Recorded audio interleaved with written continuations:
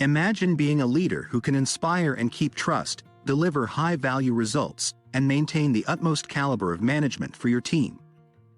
Sounds too good to be true, right? Well, it's not. In this video, we'll be exploring the book Management Mess to Leadership Success by Scott Jeffrey Miller. This practical guide offers relatable personal anecdotes and step-by-step advice to help you revamp your management skills and transform how you lead yourself and others. Whether you're new to leadership or a seasoned expert, this video is for you. With over 3 decades of experience with the leadership development firm Franklin Covey and as the senior advisor on thought leadership, Scott Miller brings a wealth of wisdom and expertise to this guide.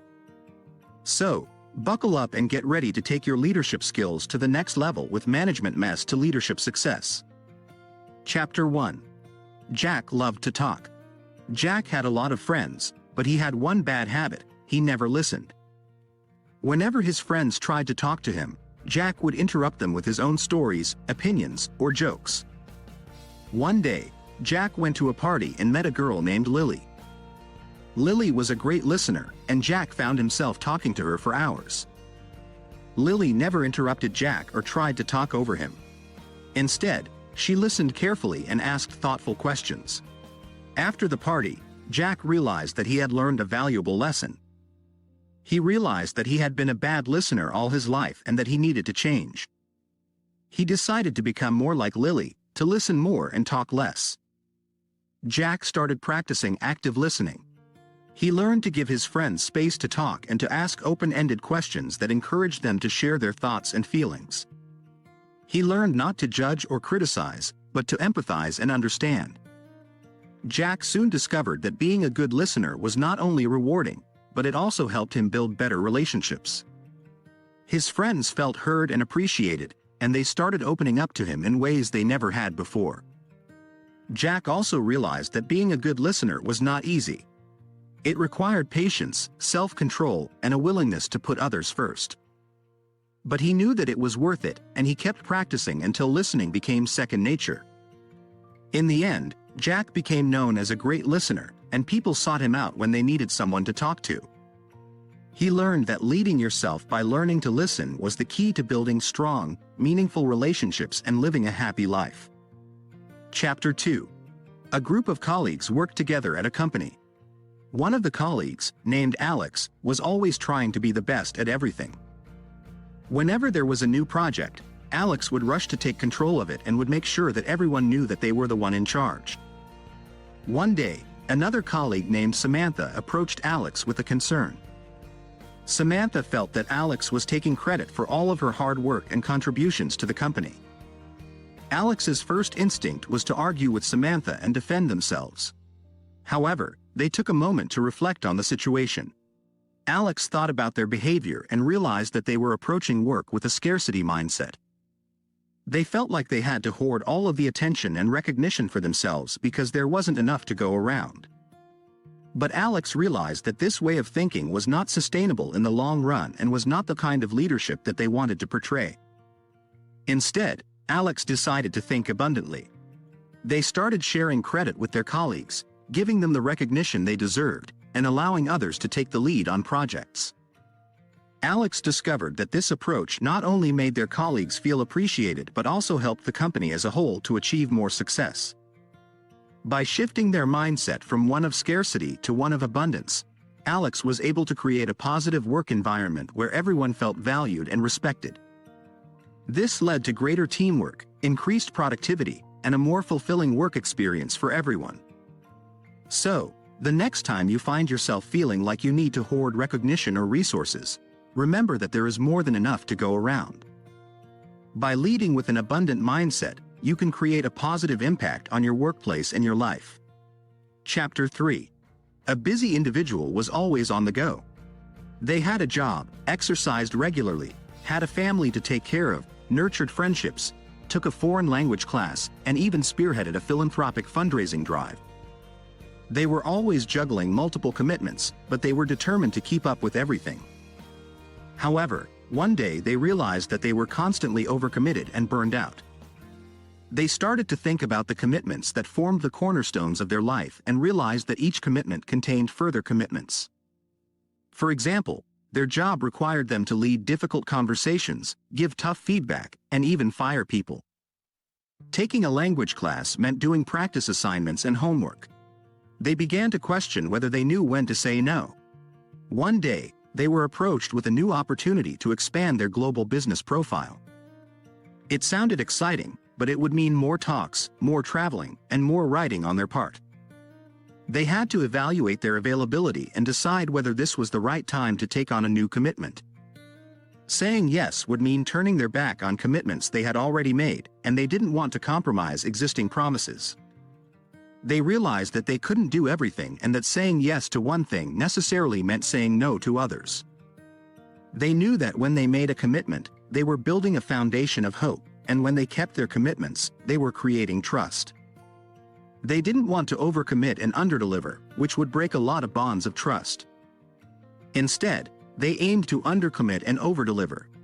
They learned to say no with grace, explaining that they were overcommitted at the moment and had to decline. They were thrilled by the project and excited to see where it goes, but had to pass for now. Alternatively, they would say, "Let me get back to you on this," to buy some time to assess their availability. In the end, this individual realized that keeping commitments was essential to getting results. They learned that it was okay to say no and that being more selective in the projects they took on delighted others with the caliber of their performance. They no longer felt overwhelmed and burned out, but rather empowered and in control of their commitments. Chapter 4. Alex was in charge of a successful tech company. Alex knew that being a leader meant embracing change and navigating through uncertainty.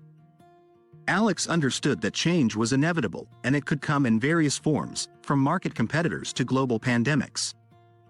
However, Alex also knew that the most significant impact that could be made in such situations was through investing in interpersonal relationships, mentorship, and communication. Alex believed that relationships were bidirectional, and nurturing them was crucial not only for personal growth but also for the team and company's performance. Alex established a baseline level of transparency that fit the culture of the workplace and team. This transparency included disclosing essential developments, acknowledging issues that demanded input from others, and communicating promptly and professionally. However, Alex noticed that some leaders might tend to keep themselves buttoned up, not sharing personal information, opinions, feelings, or thoughts. Alex understood the importance of making a conscious effort to share personal anecdotes and tidbits to create a sense of social tissue between leaders and their teams. On the other hand, Alex also noticed that some leaders might have a tendency to overshare, struggling to regulate which opinions or emotions to share with teammates. For these leaders, Alex believed it was essential to prioritize listening, understanding, and a more tightly curated selection of internal states. Asking questions was an important part of inviting others to share their insights and opinions, maximizing social knowledge and context of the team. Alex believed that maintaining a pause between the input of a stimulus and the output of a reaction could be helpful.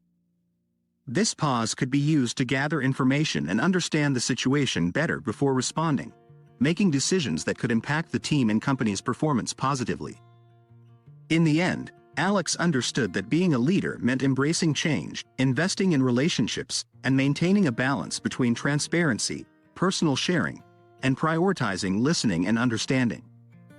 Alex knew that these qualities were crucial to maintaining leadership and guiding the team and company through any change that might come their way. Chapter 5. Sarah was a determined leader who was always striving for perfection. She set high goals for her team, and they often met or exceeded them. However, Sarah realized that her focus on perfection was not sustainable for the long term. She needed to find a way to balance her desire for excellence with the reality of her team's human limitations. One day, Sarah decided to celebrate a big win by taking her team out to lunch. She wanted to show her appreciation for their hard work and dedication. While at lunch, Sarah took the time to personally acknowledge each team member's contribution to the win. She even memorized the list of accomplishments and shared it with her team. Sarah's genuine gratitude and recognition made her team feel appreciated and motivated to continue working hard. Sarah realized that celebrating wins is more than just a gesture of appreciation. It's an opportunity to boost morale and create a positive work culture. Sarah decided to make celebrating wins a regular part of her leadership style. She didn't want her team to feel like they were only working to meet baseline expectations. Sarah wanted her team to feel like they were working towards something extraordinary. Sarah also recognized that celebrating wins didn't have to be expensive. She didn't need to stockpile her budget for an elusive pot of gold at the end of the rainbow. She could invest her resources in small but meaningful gestures, like taking her team out to lunch or recognizing individual accomplishments. In the end, Sarah learned that celebrating wins is an essential part of being a leader. It's a way to acknowledge and appreciate the hard work and dedication of her team. Celebrating wins creates a positive work culture that motivates team members to continue striving towards excellence. So, let's raise a glass to celebrating wins and creating a positive work culture. Summary.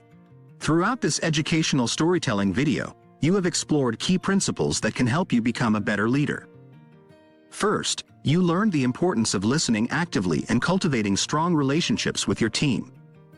By investing in interpersonal connections, mentorship, and communication, you can boost performance, problem-solving abilities, and overall morale.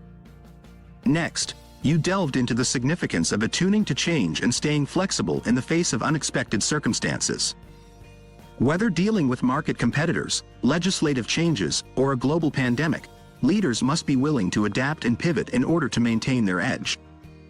Finally, you learned about the value of celebrating wins and recognizing the contributions of your team members. By practicing gratitude and showing appreciation in personalized ways, you can inspire your team to strive for extraordinary accomplishments and foster a positive, collaborative work environment. Ultimately, the principles outlined in this video are not only relevant in the workplace, but also extend to all areas of life. By embodying authenticity, character, gratitude, and grace, you can become a leader in every aspect of your life, from your home to your community and beyond. Now, thank you for taking the time to watch, and if you found value in this video, be sure to hit that like button and subscribe to my channel for more great content. Trust me, you won't regret it.